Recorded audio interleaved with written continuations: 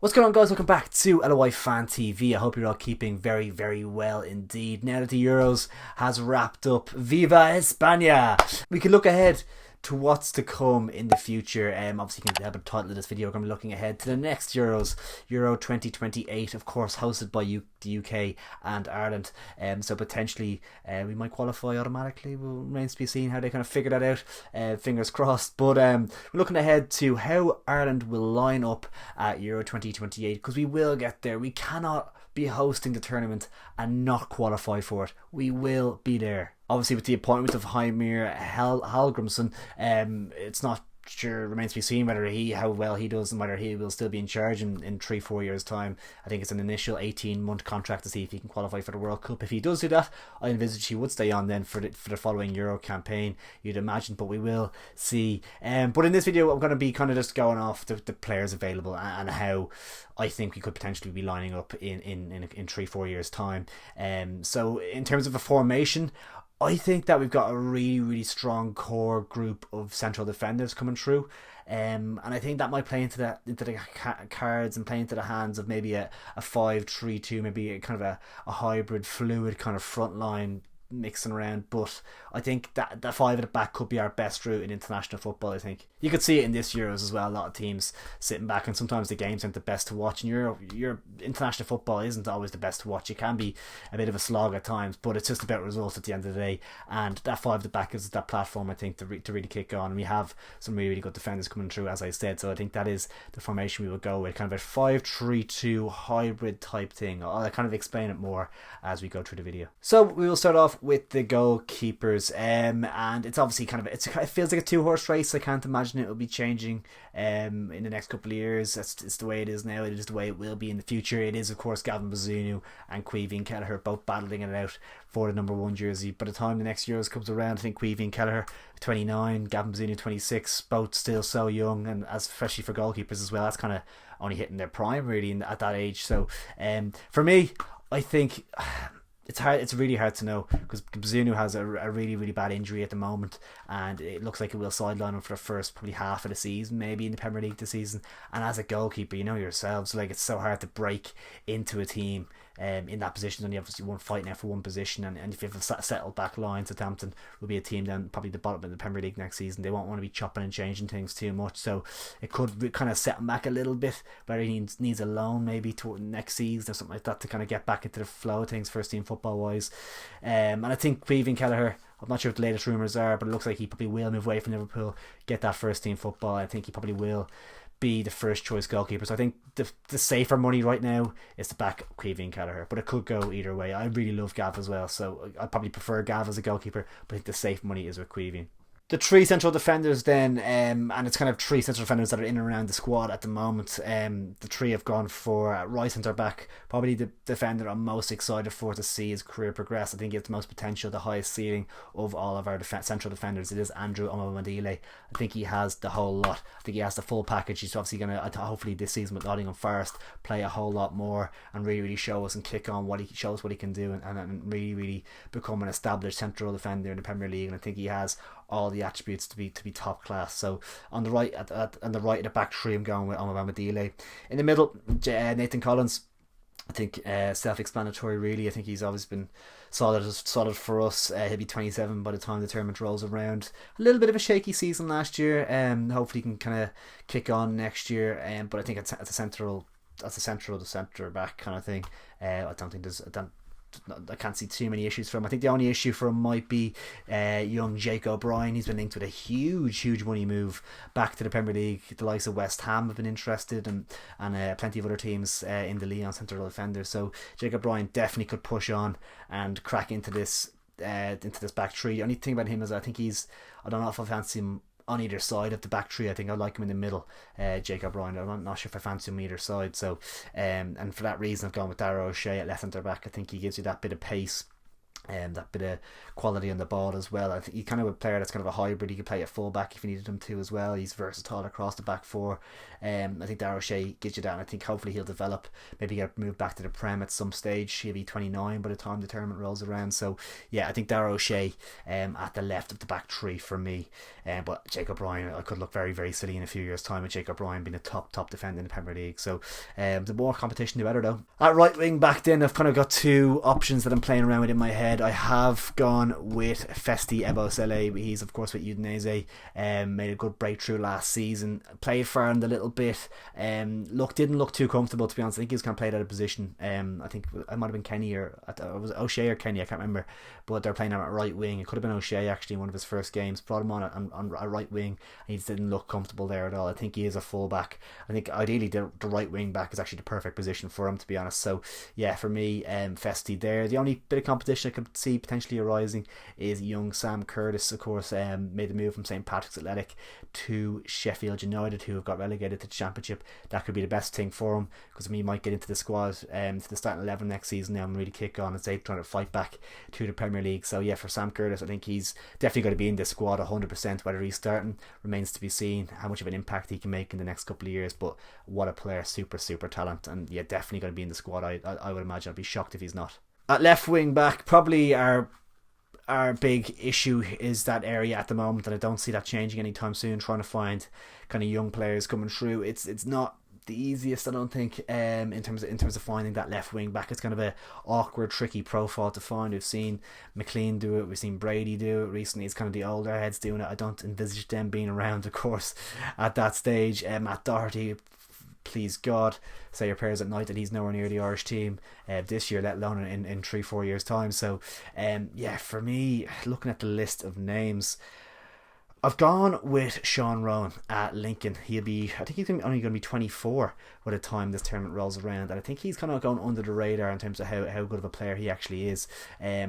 I'd like to see him maybe get a call up soon within the next year or so. I think he's a fantastic footballer, and for me, he has a lovely left foot. He's obviously, League of Ireland fans would know him from his time with Drogheda. He was excellent there, and I think he was linked with moves to Chelsea and things like that at times as well. And I'd be surprised if Lincoln hold on, if they stay in League One for the next couple of years, if he stays there, if he doesn't get that move to the Championship and go on from there. So I think looking at the young prospects at the moment, I think he's definitely in that position that he could really make that area his own. I'd love to see him get some international experience within the next year or so as well. Potentially a Championship move on the cards this summer, who knows. I think there's probably one or two that would be looking at him, because it is kind of a unique style profile at the moment, and left backs are kind of hard to come by in the modern game. So yeah, for me, I think Sean Rowan is a really good shout for this position. I've actually kind of half changed my mind. I'm going to go for a 5-2-3 and a kind of a fluid front three kind of thing. But this is obviously, it's hard to know how it's going to turn out. But I think these two midfielders will have to be a little bit more defensive minded, maybe one ball winner and one kind of deep line playmaker type, to allow the front three to kind of have their own kind of creative and maybe stay high and let them create themselves. But for me, I'm going to read out a list of options. We've got Joe Hodge, he'll be 25 by the time the tournament comes around. We've got Baba Adiko, a player that I know well, obviously as a Wigan fan, in the under 21 setup at the moment. He'll be 25. He looks a really good talent. Josh Cullen will be only 32, so he'll definitely probably still be in and around the mix. I'm definitely in the squad, you'd imagine. Jason Malumbi, I think he's been injured quite a bit recently. He'll be 28 by the time of the next Euros. One player that I'm absolutely buzzing for this season, I think he's going to make a huge impact on the international scene very soon, Basoun Lawal.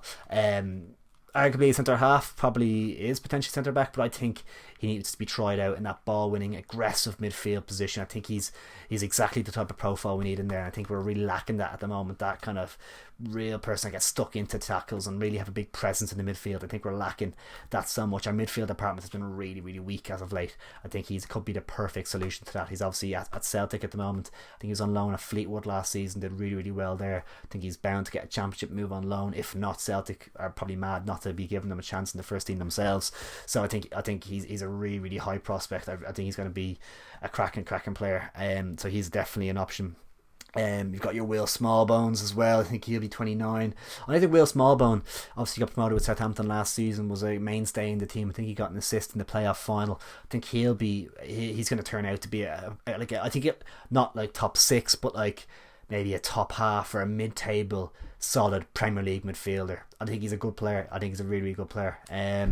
Jason Knight I love as well. You could argue maybe a case for him in the front three. I think that's probably his issue at the moment. He's playing a lot of football at Bristol, but what is his best position for Ireland? It's kind of something we haven't really cracked the code for yet. I think he could be a really, really important player for us, whether it's a number 8, whether it's number 10, whether it's out left, whether it's out right. We just need to find that position for him. And I think it's because it's been such a mess with everyone else, we haven't been able to find that kind of crack that code for Jason Knight. So I think he's definitely someone that I'd love to get into this team somehow, but it's just kind of scratch your head trying to figure it out. I might try and be a little bit bold with this midfield position. I'm going to go for Will Smallbone as my deep line playmaker. I think he's going to be kind of more a bit of experience, be 29. I think he'll be playing in the Premier League week in week out. I think he's a really intelligent footballer, and I think we need that as well. And then beside him, I'm going to go for Basun Lowell. I'm going to go for Lowell beside him. Big call, Josh Cullen. If it's Josh Cullen and Smallbone, it's just the same as it is now, and you'd like to think we'd be kind of the squad will have progressed by this stage, so yeah, I'd love to see someone in there besides Smallbone. Joe Hodge could definitely make a case. Malumbi, Knight, it's tough, but I'm going to go for Basun Lowell in beside Will Smallbone as my midfield pairing. Then in terms of a front three, I'm going to go for like that kind of lone pivotal striker, and then 2 players in behind as just kind of roaming creative players that can kind of free roles to kind of roam, because I think we've got some really, really talented players coming through here. Start off with the central striker. I've got a couple of options down. Obviously, maybe a Ferguson, Evan Ferguson. He'll be 23 by the time the next year is around. You kind of forget how young he is. I think our Irish people are so quick to put so much pressure on young players. Even Troy Power is another name for this list as well. He came through at 17, and people are like writing him off after a bad loan at Preston or something. He's a teenager. He's back signed for AZ Alkmaar recently, which is a fantastic move for him, and he's back hooking again, and he could definitely be a cracking little player for Ireland the next couple of years, and definitely be on this team. But like Evan Ferguson, he's like 19. Like, you need to just kind of take it handy, like you just throwing out, because we're so bad. It's because we're so bad that we throw all our expectations on the shoulders of kids that are coming through, and it's so too much for them. But I think Evan Ferguson is the real deal. I think he will be starting. Someone I do think will be in and around, and I think is going to really kick on, as well, Adam Ida. I think he's such a good player. I think he's all of the makings of a top striker. I could actually see him, obviously it looks like he's going to go to Celtic permanently this summer. I think I could see him coming back to maybe a West Ham or like someone like that in a 30-40 million move after a really, really good spell. I think he could kick on in Scotland and score bags of goals and come back to the Prem and be a really, really good striker. You'd like to think Evan Ferguson will under the new Brighton manager will score 15 goals next season or something. So it's going to be a really, really competitive spot. I just think Evan Ferguson is the real deal. I think he could yeah, sky's the limit for that kid. He has everything. So I think Evan Ferguson at the moment is the number 9 in this team. A couple other shouts I'm going to read out as well. Sinclair Armstrong. I think he got to move to Bristol City. He's either linked or he's moving. I think he's going to come on a good bit in the next couple of years as well. With the right coach, I think he's a really, really dangerous player. He could maybe play off either side of Evan Ferguson as well. Mark O'Mahony coming through at Brighton. He got into some Premier League squads last season as well, and he looks fantastic as well. So yeah, I'm going to go Evan Ferguson as that number 9.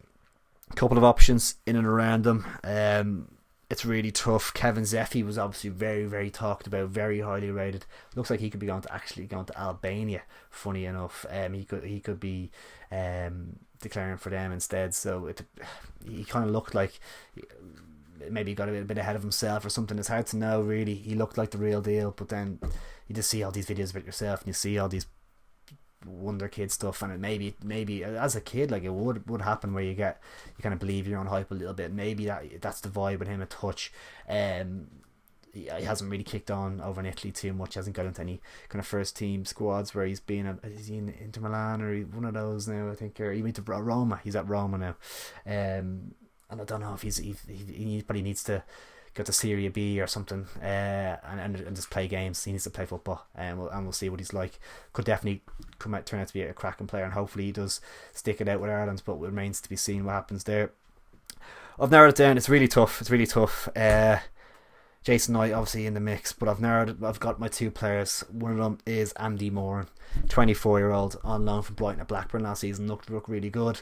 Hopefully he goes back to Brighton now, and maybe another loan probably is the best case scenario for him. I do think he's a Premier League player by this stage. I think he'll be a Premier League player. I think he's got really good potential. Andy Moore in one of those creative positions, kind of free roles behind Evan Ferguson for me. And then the other one, a bit of, is it a rogue shout? Maybe not. I love him. I think he's going to be an absolute star. It's Rocco Vata. Obviously just made the move from Celtic to Watford. Best thing for him. Irish players, please stop going to Celtic. It does my head in. It's just so annoying because they just don't really seem to give them an opportunity at all. So many examples really, and then Liam Scales comes in, does really well and gets dogs abuse. So there's no winning there for me. Good environment to get in, winning mentalities and all that. But I think this move to Watford is going to really kick him off now. I think he's a superstar in the making, and I think he rounds out the team. I think he'll be 23 like by the time this comes around, and it's just looking at all the ages of these players and the players we have coming through. It's a serious set of young prospects coming through at the moment, and it is exciting. And with the right guidance and with the right manager and the right systems and if they make the right moves in their own careers, things like that, it could all come together really nicely for a solid team here. So yeah, the future is bright. Plenty of work to do on and off the pitch. But yeah, I think that is a team heading in to Euro 2028, UK and Ireland. The first group stage game in Dublin. The lineup will be Caoimhín Kelleher in goal, a back five of Amabamadile, Nathan Collins, and Dara O'Shea is the back three. The wing backs Festi and Sean Rowan. The two midfielders Lawal and Will Smallbone, and then a front three of Evan Ferguson leading the line, Rocco Vada and Andy Moore on either side of him. Guys, let me know what you think. I'm probably missing out on so many players here that I haven't mentioned that you're going to be annoyed at me for, so please let me know down in the comments below. Who have I missed? Who have I not said? It's an absolute disgrace that I've not said someone. Definitely am missing a few people, so let me know down in the comments below. And let me know your team. What team do you think will be playing for Ireland at the next Euros? Because we're qualifying. It's done.